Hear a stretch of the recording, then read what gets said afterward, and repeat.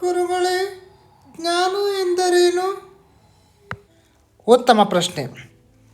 ಈ ಜಗತ್ತಿನಲ್ಲಿರುವ ನಾವು, ಉಳಿದ ಜೀವಿಗಳು, ಗಾಳಿ, ನೀರು, ಬೆಂಕಿ, ಗ್ರಹ, ನಕ್ಷತ್ರ ಇತ್ಯಾದಿಗಳ ಬಗ್ಗೆ ಸತ್ಯವಾಗಿ ಏನಿದೆ, ಏನು ಮಾತಾಡಿದ್ದರಿಂದ ಏನಾಗುತ್ತದೆ, ಯಾರು ಮಾಡಿದ್ದಕ್ಕೆ ಯಾರು ಹೊಣೆ ಇತ್ಯಾದಿ ಇಲ್ಲಿರುವುದನ್ನು ಇದ್ದಂತೆ ತಿಳಿಯುವುದೇ ಜ್ಞಾನ. ಹುತ್ತಕ್ಕೆ ಹಾಲು ಇದ್ದರೆ ದೇವರು ಪ್ರಸನ್ನನಾಗುತ್ತಾನೆ ಎಂದು ತಿಳಿಯುವುದು ಮೂಢನಂಬಿಕೆ. ಕಾರಣ, ಹುತ್ತಕ್ಕೆ ಹಾಲು ಉಯ್ಯುವುದು ಪ್ರಾಣಿದಯೆ ಬರಲಿ ಎಂಬ ಕಾರಣಕ್ಕೆ. ಈ ಆಚರಣೆಯಲ್ಲಿ ನಿಜಕ್ಕೂ ಜ್ಞಾನವಿದೆ, ಆದರೆ ಮೂಢನಂಬಿಕೆಯಂತೆ ಭಾಸವಾಗುತ್ತದೆ. ಕಾರಣ ಹೇಳಿಲ್ಲ ನಾವು. ಅದೇ ನಿಜವಾದ ಕಾರಣ. ಗುರುಗಳೇ, ಯಾರು ಇಲ್ಲಿ ಪರಿಪೂರ್ಣರು? ಉತ್ತಮ ಪ್ರಶ್ನೆ.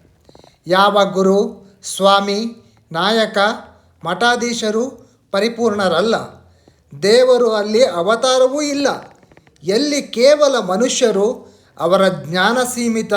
ಎಲ್ಲರಲ್ಲೂ ದೌರ್ಬಲ್ಯಗಳಿಗೆ, ಶರೀರಕ್ಕೆ ಹುಟ್ಟು ಸಾವುಗಳಿವೆ. ಯಾವ ಆಕಾರ ದೌರ್ಬಲ್ಯವೂ ಇಲ್ಲದ ಪರಿಪೂರ್ಣವಾದ ಶಕ್ತಿಯೇ ಭಗವಂತ ಎಂದು ನಿಜವಾದ ಜ್ಞಾನವನ್ನು ನಂಬಿರುತ್ತಾನೋ ಅವನು ಪರಿಪೂರ್ಣನಾಗಿರುತ್ತಾನೆ. ಆದ್ದರಿಂದಲೇ ಹೇಳುತ್ತಾರೆ, ಬಲಶಾಲಿ ಸೃಷ್ಟಿಯಲ್ಲಿ ಯಾರೆಂದರೆ ಈ ಸೃಷ್ಟಿಯೇ ಬಲಶಾಲಿ ಎನ್ನಲಾಗುತ್ತದೆ. ಗುರುಗಳೇ, ಯಜ್ಞ ಎಂದರೇನು? ಉತ್ತಮ ಪ್ರಶ್ನೆ. ಯಾವುದನ್ನು ನಮಗೆ ಹಾಗೂ ಇತರರಿಗೆ ಒಳ್ಳೆಯದಾಗುವಂತೆ ಬದುಕು ಪೂರ್ತಿ ಮಾಡುತ್ತಾರೋ ಅದೇ ರೀತಿ ನೀತಿಗಳು ಯಜ್ಞ. ನಾನು ಜೀವನ ಪೂರ್ತಿ ಒಂದು ಅಥವಾ ಉಪವಾಸ ಮಾಡುತ್ತೇನೆ ಎಂಬ ಪ್ರತಿಜ್ಞೆಯನ್ನು ಯಾರಾದರೂ ಮಾಡಿದರೆ ಅದು ಒಂದು ಯಜ್ಞ. ಬದುಕಿನ ಕಲೆಯನ್ನು ತಿಳಿಗೊಳಿಸುವ ಆ ವಿಧಾನಗಳೇ ಜ್ಞಾನ ವಿವರಿಸುವ ಪಂಚಮಹಾಯಜ್ಞಗಳು. ಆ ಯಜ್ಞ ಮಾಡಲು ಶಕ್ತಿ ಕೊಡುವುದೇ ಸಂಸ್ಕಾರಗಳು. ಸಂಸ್ಕಾರ ಬಲದಿಂದ ನಮಗೆ ಯಜ್ಞ ಮಾಡುವುದು ಸುಲಭ. ಅಂದರೆ ವಿದ್ಯೆಗಾಗಿ ಸಂಸ್ಕಾರದ ಕಲಿತ ನಂತರ ಗೃಹಸ್ಥ ಧರ್ಮದಲ್ಲಿ ವಂಶಾಭಿವೃದ್ಧಿ, ಅವುಗಳನ್ನು ಬದುಕುವ ಕಲೆಯನ್ನು ಯಜ್ಞ ಎನ್ನಲಾಗಿದೆ.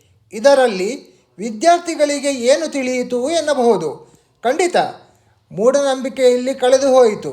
ಅವರು ದೇವಸ್ಥಾನದಲ್ಲಿ ಮಾಡುವ ಪೂಜಾ ವಿಧಿಗಳನ್ನು ನೋಡಿ ಮಕ್ಕಳು ಯಜ್ಞ ಯಜ್ಞ ಎಂದು ತಿಳಿಯುತ್ತಿದ್ದರು. ಅವರಿಗೆ ನಿಜವಾಗಿ ಯಜ್ಞ ಎಂದರೇನು?